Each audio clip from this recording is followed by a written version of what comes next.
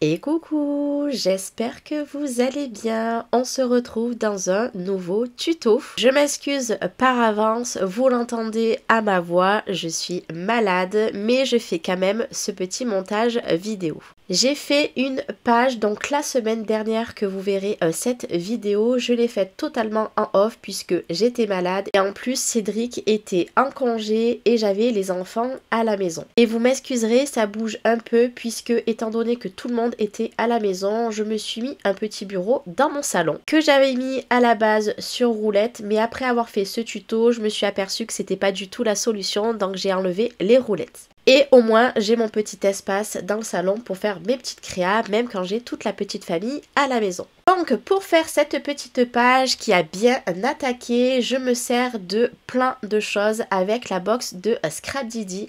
Vous voyez en image également le nom des Distress Oxide. La dernière fois, j'avais fait une page 100% Liana, et bien maintenant, c'est 100% Lena. Pour la colorisation, je me suis servi des polychromos. Du coup, j'ai pris le 132, le 189 et le 129. Pour les feuillages de mémoire, j'avais pris le 264 et le 163 et il me semble qu'il y avait le 165 mais je suis plus sûre. Ce que je ferai, c'est que pour la prochaine fois, je les laisserai de côté en attendant le montage. Donc j'ai pris un petit peu d'avance, vous voyez, j'ai colorisé et j'ai fait toutes mes petites découpes. Il y a plusieurs marques comme je vous ai montré au début. Comme vous aurez vu aussi, j'ai pris, il me semble, 2 tampons d'une ancienne collection de Scrapdiddy et surtout les petits tampons où il y a tous les chiffres et les lettres puisque j'adore cette planche de tampons fait comme les Scrabble et j'adore ça. Faut savoir que cette vidéo va durer 8 minutes mais en réalité elle dure 45 minutes. C'est pour ça que du coup je fais les tutos en accéléré parce qu'autrement la vidéo serait beaucoup trop longue. Du coup je place un petit peu de partout, que ça soit mes combos de fleurs, mes feuillages, et vous voyez que j'ai fait des découpes pareil avec la box de Scrapdiddy avec du papier calque un petit peu épais. Je trouve que ça donne un petit peu de légèreté à la création. Là j'ai décidé réellement de tout mettre autour du Polaroid qui vient de la marque Laura by Laura. J'ai également fait une petite composition en bas parce que j'aime bien le rendu. Je me rends compte que c'est clairement une catastrophe, je parle énormément du nez, je suis vraiment désolée. Donc là je vais continuer un petit peu de partout ma petite composition et après je vais venir rajouter des petits die cut, du moins des petites étiquettes pareilles de la box de Scrapdiddy. On fera un petit peu du tamponnage également. Bien évidemment, je ne vais pas tout mettre ce que j'avais fait puisque j'ai commencé également à préparer puisque j'aimerais faire une autre création avec. C'est pour ça que vous verrez les petits tamponnages de Scrabble, je vais les refaire en vidéo avec vous dans d'autres tons de coloris puisque en fait ce que j'avais prévu, ça sera pour une future création. Donc là ça y est, j'ai mis de partout donc les feuillages et les petites fleurs donc comme je voulais les mettre. Puis maintenant on va reprendre la planche de tampon. Alors je pense qu'elle est sortie il y a quand même pas mal de temps, mais alors le rendu clairement j'en suis totalement folle. Pour ce faire je vais écrire le mot joie et bien sûr le prénom de Lena et les coloriser du coup avec il me semble de mémoire que c'était la couleur 132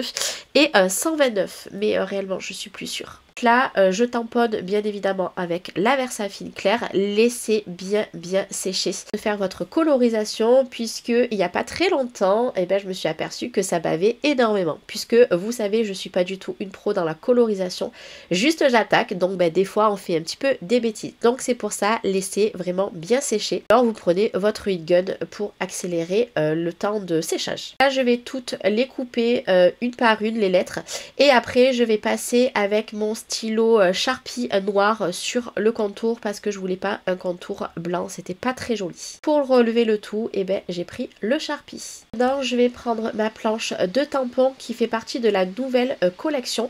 Je ne vous l'avais pas présentée quand j'avais commandé ma box puisque je l'ai commandé quelques jours après parce que quand j'ai vu le rendu qu'il y avait sur le contour de la box, il y avait les petits feuillages et les petites fleurs, j'ai dit hop hop hop Charlène, il me la faut. Ça, c'est un incontournable pour moi. Je vais pouvoir en mettre de partout.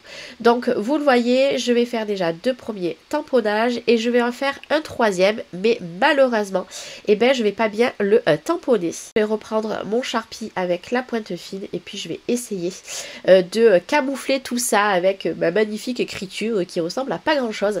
Mais voilà, j'ai fait mon maximum. Ça m'embêtait de mettre quelque chose pour camoufler tout ça. Donc bah écoutez, j'ai fait comme j'ai pu. Maintenant, on va prendre les étiquettes également qui étaient fournies dans la box. Et je vais mettre de mémoire 3 étiquettes. Je vais essayer d'en mettre un petit peu de partout. Je vous ai dit que j'avais mis 3 étiquettes, mais non, il y en a une quatrième puisqu'il y en a une qui se cache dans les feuillages en bas à droite. Alors, je vais reprendre mes petites découpes de Scrabble. Je vais écrire le mot joie juste en dessous du Polaroid.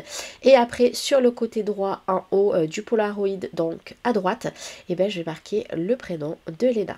Pourquoi je me suis pas servi de cette planche de tampon avant? Parce que le rendu, franchement, donne super bien et change de tout ce qu'on peut voir d'habitude. Donc là, ça y est, donc tout ce qui est tamponnage, découpe, tout est posé. Et maintenant, comme d'habitude, comme je fais sur la plupart de mes créas, je vais prendre ma petite encre. Je sais pas si c'est vraiment une encre, d'ailleurs, qui vient de chez Action. Vache, hein, mais ça m'a été offert par ma belle-sœur à Noël. Donc je vais faire des petites gouttelettes noires et je vais faire également du or. Si vous en avez à me conseiller d'autres marques, et ben je serai preneuse. La réalisation est bientôt terminée. Donc là, je vais prendre le or. Bon, malheureusement, j'avais mal nettoyé mon pinceau, donc les premières gouttes étaient plus grises que or. J'ai rattrapé tout ça très très vite. Je suis une personne très pressée, je vous l'accorde, et du coup, j'avais pas bien nettoyé mon pinceau, mais bon, c'est pas grave. Vous voyez, à gauche, eh ben, il y a du noir, il y a du gris, il y a du or, mais je trouve pas ça très très moche. Bien sûr, mes réalisations, je les termine avec les Nuvo. Servir du Apple Green pour le vert, me servir du Malted Milk pour, allez, je vais dire, il ressemble un petit peu à du couleur laiteux. Pourquoi j'en mets sur toutes mes pages et sur beaucoup de créations? Je sais pas, ça donne un petit cachet que j'aime bien le rendu, donc généralement je fonctionne par 3. Des fois j'en mets un petit peu plus, ça dépend. Quand vous faites des petites gouttes avec des Nuvo ou alors n'importe quelle autre marque, de bien taper votre création pour que votre goutte soit parfaite. Et c'est terminé.